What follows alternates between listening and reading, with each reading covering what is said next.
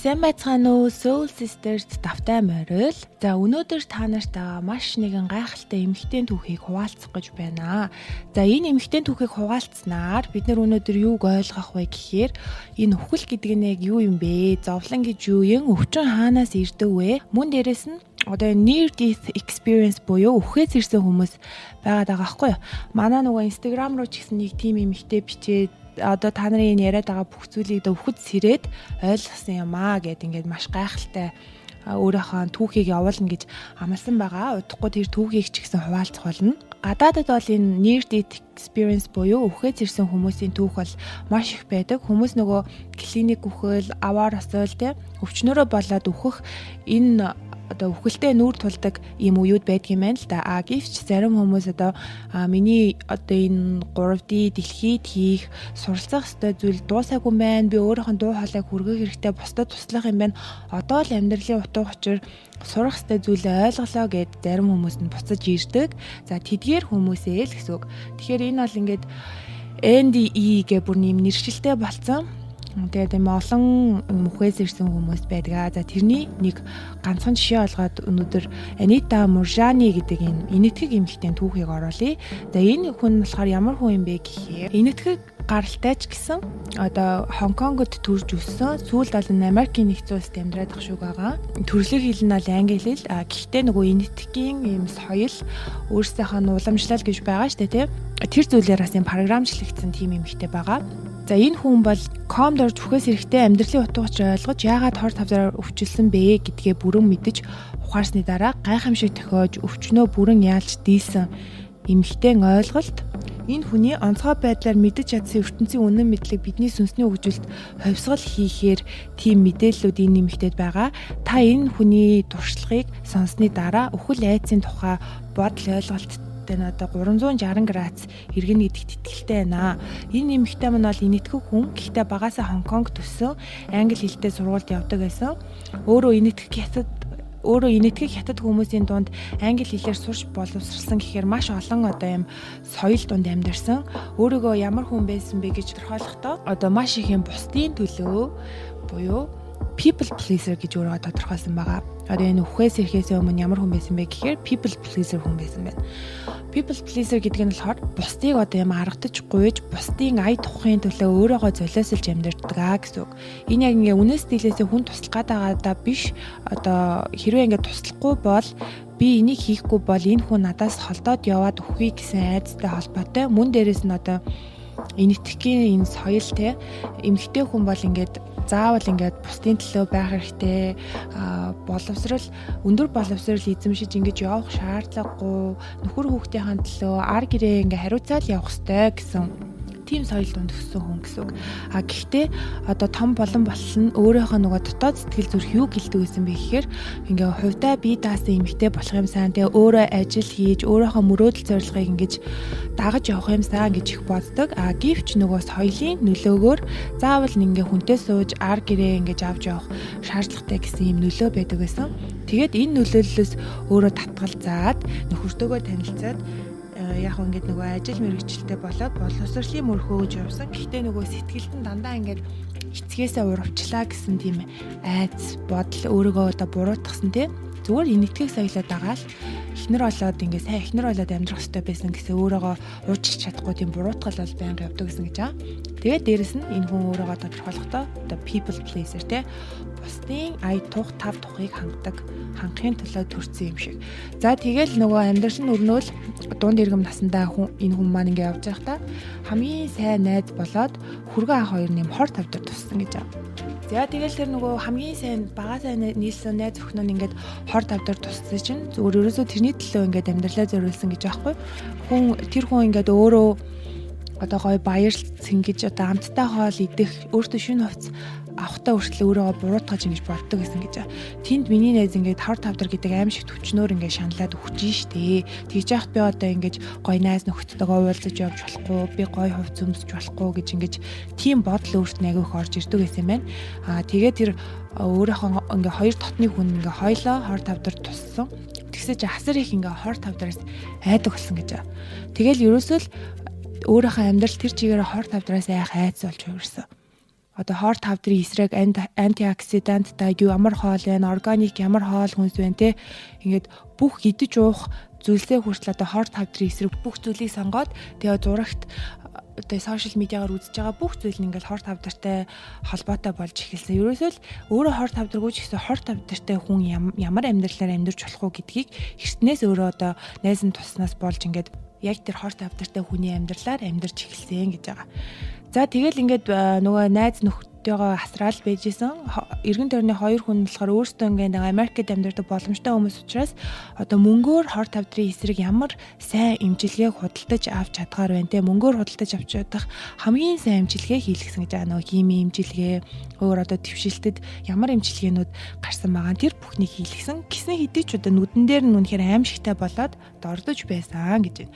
За тэгээд нөгөө эмэгтэй маань ингээд найзаа асраад явж идэл нэг л өдөр өөрийнхөө одоо хүзүү хэсэгт нь маш том нэг юм ургацэг шиг те зүйл арьсан доогуур нь тэмтэрэгдээд эхэлсэн.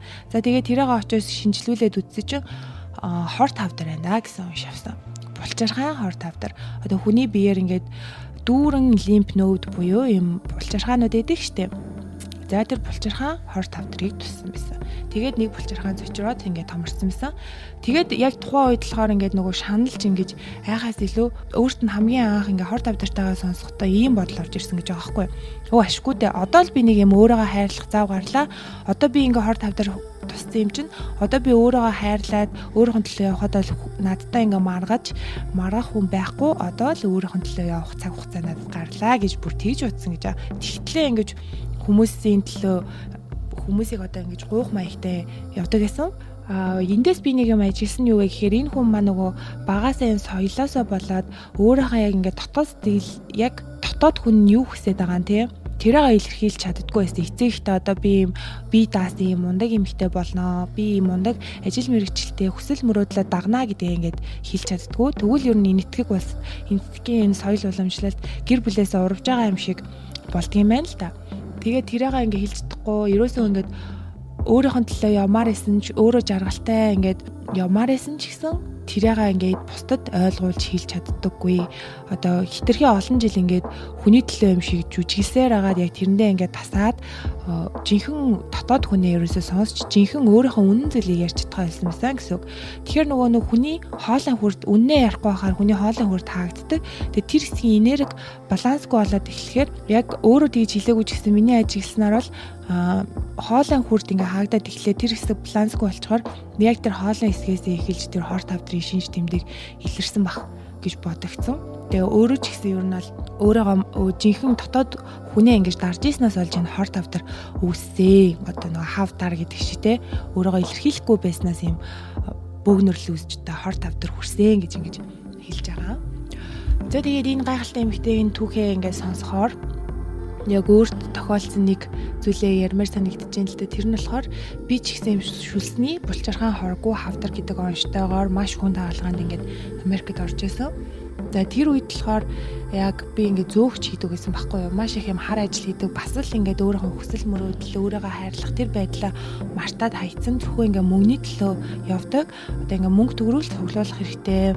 Яг бас ингээд жаргаж чадахгүй баг ингээд ганц хоёр өдөр жаргаад амраа цайхан явжвал мөнгө үргэлт гээд ингээд дуусгаад байгаа юм шиг санагдаад иймэрхүү тэгээд бас гадаад хэл сурч ийсэн болохоор өөрийгөө бүрэн дүрээ ойлгуулж чадахгүй. Тэгээ хэрвээ хүнтэй ингээд ярилцахаар бол баг юм маргаан хэрүүл дээр очиж дуусгаад яалтчгүй юм хоолой хүрд энерги алдагдаж одоо гимтэлтэйсэн юм шиг санагдаж байна. Тэгээд тэрийг дагаад би юм шүлсний одоо хоргоо хавдар гэдэг онцтойгоор хаалганд орж исэн. Тэгэхээр бид нар ч гэсэн яг иймэрхүү байдлаар одоо таны яг бие махбодын аль хэсэг өвчлөөд байна те.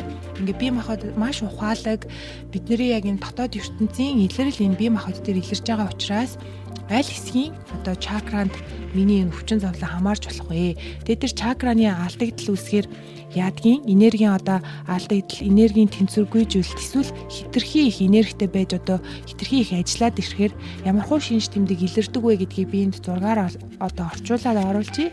Тэгэхээр эндээс ингээ хараад иймэрхүү байсан болохоор миний энэ өвчин үүсэж миний бие махбод ингээ надад дохио болгоод хилээд байгаа юм байна гэж өвчнөө хүртэл ингээ онцлох боломжтой энэ сүнслэг төвшөнд. Тэгэхээр та бас энэ зургийг сайн хараад аваарэ. За тэгээд өөрийгөө хор тавтартай гэдгээ мэдээд хамгийн эхлээд нөгөө нэг юм Европ эмчилгээгээр явъя гэж бодсон ч гэсэн нүдэн дээр нөгөө хамгийн хоёр хайртай хүн нь Европ эмчилгээгээр яваад уламд ордоод байгааг харсан учраас их нутаг руугаа буцаад одоо энэтхэгт ч юм болохоор нөгөө маш юм сүнслэг газар шүү дээ.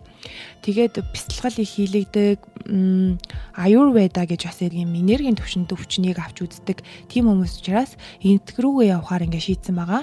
За тэгээд энэтхэг рүү очиод тэнд нэг 6 сар яг нөгөө бясалгал хийдэг хүмүүс юу яд хэрэгэлдэг те. Яг тийм газар ингээ байсан гэж. Өөрөөх нь нөгөө амьдардаг байсан Америкт дах эмчнэр тэр хор тавдрыг юу гэж харж байгаа. За тэгээд энэтхэг тэр гүр өнөдтэй сүнслэг багш нар хор тавдрыг юу гэж харж байгаа. Энэ хоёрын ялгаа бүр ингээ асар их байсан юм байна л да. Тэр гүр энэтхэг хүмүүс болохоор харахтаа энэ бол зүгээр ингээ тийм сүртэй асуудал биш ээ. Тэгээд хүмүүс тусчил байдаг, идэгжил байдаг. Энэ бол зөвхөн юм энергийн аль нэг энерги ихтэй ч одоо энэ чакра блоклагдах. За тэр энэ энергийн л буруу зүйл явагдаад байна. Энийг засаж сайжруулах хэрэгтэй гэд тэгсэн байгаа. Тэгээд ерөөсөө энэ итгэвтэй очиод болохоор нөгөө бүхий л амандаа хийх байгаа юмаа бодоол айгаалтай энэ яг органик мөн үү биш үү гэх тэгэл маш их саплимент одоо тэдгэр зүйлсийг хэрэглэдэг байсан гэж байна шүү дээ. Тэгээд тэр нөгөө айцсээс салаад яг тэр эмтэг багш нар нь болохоор маш бага хэмжээтэйгээр ингээ гоё хүссэн юм зүйлсийг нь идүүлээл будаа тий ингээд юу идэж болох юм бүгдийн сайхан идүүлээл тэгээд байлгаж яхад бол нөгөө нэг тенсний бөмбөг шиг хэмжээтэй болцсон байсан. Хоолой хэсэгт нь байрлаадсан хор тавдар нь ингээ жижигрээд эхэлсэн гэж байгаа. Өөрт нь эрс тэгээ өөрөө ингээ эрс гоё ирч хүчтэй болоод за тэгээ 6 сарын дараа нөгөө гэр бүл нөхөр нь ингээ дуудаад буцаагаад нөгөө амьдардаг байсан Америкт очсон чинь өөрийнхөө олон жил амьдарсан орчин нөхцөл өөрчлөгдөд хор тавдар нүртэл идэх шинжиндээ орсон байсан. Тэгээ нөгөө буцаад ирсээ чи хайртай хоёр хүн нүдэн дээр нь бүр аимшигтай хүргэн нь бүр ингээд нас ороод өгсөн найз нь өнөө маргаашгүй болсон. Тэгээд найз нь бас химийн эмчилгээ хийлгсээр байгаа тэрийгээ давж чадахгүй ингээд бурхны орондоо очсон. За тэгэл тэрийг сонссон нөгөө хүн одоо энэ хортой энэ хүрээлэн боо орчиндөө орчиж байгаа сүнслэг гэдэг итгэл үнэмшилгүй хор тавдраас тэр айдаг маш их юм айцтай нийгэм рүүгээ буцаад очсон учраас тэр айсан намгаалаад тэрийг хараад манай Анита Муршаны гэх эмэгтэй маань маш их айцтай ингээд автаад хор тавдар нь маш хурдан ингээд түгээд гэр орных нь ч гэсэн одоо чи энэ Европ эмчилгээгээр ингээд явах хэрэгтэй гэж байнга ингээд өглөөд хэлсний үндсэн дээр очиод онцлуулсан чинь бүр ингээд тархацсан байна гэж байгаа байхгүй юу. Тэгэл манай хүн маш хурдан ингээ комд ороод бүх ингээ илэг энтер нь устаад өөрөө бүр ингээ 30 эдхэн килограмм боллоо тураад ингээ хөвтгээр ерөөсөө биеэр дүүрсэн байгаа тэр ингээ шингэндээ гахаад хөвтөж чадахгүй суух байдалтай ингээд маш турхаа юм болоо тэг биеэр нь дүүрэн ингээд тэр хор тавдранд харахад тиймэрхүү байдалтай орсон байжгаад комд орсон. Комд оронгууд эмчнэр ингээ гэрээхэнд нь хэлсэн гэж байгаа. За одоо ингээ өнөө шүнийг бол таахгүй тэг ингээ уулзах хүмүүс нэ гэдэг энэтгэс ах トゥ нар нэрээд тэгээ манай хүн болохоор комд орсон бахта маш гоё ингээд хайртай хүмүүстэйгээ уулзсан гэж аахгүй. Тэгэл яг тэр үед ингээд бүх зүйлийг нэг гэдгийг мэдэрсэн гэж аа. Ерөөсөө л одоо бидний энэ нөгөө 5 метрхүү харах сонсох үнэрлэх гэдэг чинь ерөөсөө энэ физик биеийн л метрхүүнүүд шүү дээ. Тэгээ яг нэг сүнснийхаа метрхүүгээр мэдрээд эхэлсэн бүх юм 360 градус хараад ерөөсөө бүх газар ингээд зэрэг оршоод исэн гэж аа. Нэг хэсэг нь өөрөө тэр имлэгттэй тэр эмчнэр өөрийнх нь төлөө аврах гэж яаж хичээж байгаа, гэрийнх нь яаж чаналж байгаа яг ингээд дотор нь орсон юм шиг үгээр биш зүгээр тэрийг мэдрээдсэн. Тэгээд гэр бүлийн зарим гишүүд нь энэтхгээс ингээд санаа зовоо залбираад онгоцон цуугаад ирж байгаа тэрнтэй хамт байсан гэж байгаа. Тэгээд ингээд өөрөөхөн бас нөгөө нэг хэсэг нь болохоор нөгөө өвхлийн дараа юу байдаг тэр ертөнцид очсон байсан гэж аахгүй. Тэр ертөнцид очсон чинь нөгөө өөрөөх нь хайртай дотны өмнө нь ингээд бурхны орондоо очсон байсан тэдгээр ингээд хүмүүс нь өөрийг ингээд хүлээгээд өөрийг нь замчилсан гэж байгаа. Өгсөн багтаад манай хүн маань юуг ойлгосон бэ гэхээр нэг л зүйлийг ингээд энэ төрснөөсөө ахуулаад ерөөсөө л энэ хизээж өөрийгөө хайрлах гэдгийг ингээд энэ хүн ойлгоогүй байна гэдгээ л ойлгосон гэж байгаа байхгүй. Хизээч ингээд өөрийнхөө төлөө нэг ч өдөр ингээд яг үнэс сэтгэлээсээ явж үзээгүй юм байна. Өөрийнхөө зорилгыг нэг ч өдөр хайж үзээгүй юм байна. Амьдралынхаа минут секунд бүр нь одоо ингээд бусдын төлөө байсан байна. Тэ гэдгийг ингэж маш сайн ухаарж ойлгосон. Тэгээд яг тэр ойлголт нь юу шиг санагдсан бэ гэхээр маш том юм агуулгын өрөөнд дотор бүх одоо ертөнцийн бүх зүйл байдаг агуулгын том өрөө гэж бодож байгаа. Тэр том өрөөнд дотор жижигхэн юм гарч идэм барайл. Тэгээд тэр нөгөө нэг гарч идэнг ингээ гэрэлтүүлж байгаа хэсгийг л юу байна гэдгийг мэдэж харж авна шүү дээ. Хүний харах өнцөг бол ерөөсөө яг тийм юм байна гэж аахгүй. Тэр гарч идэн шиг тийм жоохон хэсгийг энэ ертөнцийн үнэн мэдлэгийн тэр жоохон хэсгийг л бид нар хардаг юм байна. Тэр гарч идэн хаашаа тусгасан тэрийг л харна. За тэгээд нөгөө манай хүмүүс маань энэ комд ороод үхсэн байхдаа яг тэр том агуулгах ертөнцийг бүхэлд нь гэрэл хасаагаад харж байгаа юм шиг тэрийг ингэж ойлгосон гэж. Тэгэл нөгөө асар их зовж шаналаад ингээ биеийн муусан хүн чинь яг ингээ үхтэй гэртээ харьсан юм шиг те ингээ ойлгоод энэ үхэл гэдэг чи юурөөсөө юм уу муухай зүйл биш юм байна. Намаа үхсний дараач манай гэрийнхэн энэ бүхнийг ингээ даван тулждах юм байна гэдгийг ингээ ойлгоод цаашаа явмаар исэн гэж байгаа байхгүй юу. Яг нөгөө жинхэнэ юм гэртээ ирсэн энэ одоо бидний амьдарч байгаа энэ амьдралаа зөвхөн юм аялал байсан байна гэдгийг бүрээ маш сайн ойлгоод тэгээ жинхэнэ гэр орон жинхэнэ нөгөө хайр юу вэ энэ ертөнц юу вэ гэдгийг ингээ ойлгоод цаашаа явмаар байсан боловч нөхөртөөгөө ингээд хийх ёстой. Одоо энэ ойлгож мэдэж авсан тэр зүйлсээ бусдад түгээх ёстой юм байна гэдэг тэр нөгөө тэр хичээл тэр карма надад дуусаагүй байсан байна. Би тих гэж л анханасаа уг нь бол ингэж хүн болж төрсэн юм бэ штэ гэдгээ ингээд ойлгосон байгаа. Тэгээ манай хүн маань буцаад одоо биедээ ингээ бүрэн ороод сэрсэн. Тэгэл ерөөсөө ганцхан сарын дотор 25 бүрэн байхгүй болсон. Ийм сонин гайхалтай үг байгаа байхгүй юу. Тэгээд одоо энэ хүн маань юу гэдэг вэ гэхээр ийм spiritual speaker буюу сүнслэг юм ярьдаг. Энэ хүн маань одоо ингээ маш их өөрийгөө хайрлах тухай те өөрийгөө яг үнэн голоосоо яаж хайрлах тухай вэ? Одоо энийг л ингэж дэлхийд дахин түгээж ярьж явдаг. Одоо бол нэлээд настай болсон эмэгтэй. Тэгээд би энэ эмэгтэйг хамгийн анх хизээ мэдэж авч ирсэн бэ гэхээр 2024 оны 1 сарын үед Facebook-ээс хараад бичлэгийг үзээд ойлгож авсан зүйлээ нэг хүн хуваалцсан байсан. Тэндээс нь энэ хүнийг мэдээд ямар гоё сүнслэг хүн бэ гэдэг ингээд яагаад тэмдэглэл биччихсэн. Одоо бидний дунд бол ингээ өглөө сайхан айдас хайртай хүнээ алдсан зовлон бишэлтэй уу гашуутай хүмүүс зөндөө олон байдаг. Тэгээд тэдгээр хүмүүс маань бол буцаал яг гэр орон нөө жинхэнэ гэртээ харж байгаа. Энэ амьдрал гэдэг зүүднээс зүгээр сэрж байгаа. Дуусгах ёстой хичээл нь дууссан учраас буцаад явж байгаа. Буцаад явсан ч бидний дотор ингээд үрд хамт байдаг. Бид нар үхээд тэр хүмүүстэйгээ ингээд үргэлж хамт байна, уулзна, бид нэр хизээж үнэндээ өгдөггүй, хизээж тэр хүмүүсээс холддоггүй гэдэг энэ одоо санааг хүрэх гэж өнөөдөр энэ эмэгтэй гайхалтай түүхийг хуваалцаж байна. За тэгээ би нэг жил гарны өмнө ингээд нэг юм тэмдэглэл хөтөлсөн байгаамаа. Тэрээр одоо комд ороод бүхний 360 градус харж эхлээд өмнөх амьдралын түнд асар том агуулгах дотор харанхуй жижиг гарч идэнгээр гэрэлтүүлэн харах мэт байсан байна гэдгийг ингээд ойлгосон гэж аваа. За тэгээд энэ хүмүүний маань гол хэлдэг зүйл бол юунаас илүүтэй маргааш амьдрал дуусгаж байгаа юм шиг өөрийгөө л хайрл гэж хэлдэг. Бидний одоо Чингис хааны хэлсэн хүртэл сайхан үг гэдэг биеэсээ төрөөс эхлээд өөрийгөө хайрлж сурч иж бусдыг хайрлна гэж байдаг. Тэрнээс энэ эмэгтэй одоо гадна талаас нь өнгөц харахад бол ингээ яг л бусдын төлөө явал ямар сайн хүн бэ гэж бодогдохоор гэхдээ яг үнэндээ тэр нь бол нөгөө эготой холбоотой тийм хүсэлээсэн. Одоо энэний төлөө ингээ авахгүй л тэр уламжлал байдлаар би муу хүн болж харагдах гэдэг нь гэсэн тэр бодлоос үүдэлтэйгээр бусдын төлөө байсан сэтгэл учраас энэ бол ингэж бусдын төлөө биш өөрийгөө харин ч гаргуунд нь гаргаж өөрийнх нь дотоод сэтгэл мөн чанарыг дарж исэн юм үйл явдал болж байгаамаа. Тэгэд энэ хүний мам гэлдэг гол нэг санаа бол айдас биднийг боогдуулдаг, харин хайр биднийг чөлөөлдгөө гэж. Тэгээ өөрийгөө хайрлж ихснээрээ хязгааргүй их чөлөөнд хүрээд энэ хор тавдрыг ялан дийлээд тэгээ хор тавдраас эргэн ирсэн одоо энэ чинь тэр үеийн үйл явдлаас хойш 20 жил өнгөрсөн гэж аахгүй.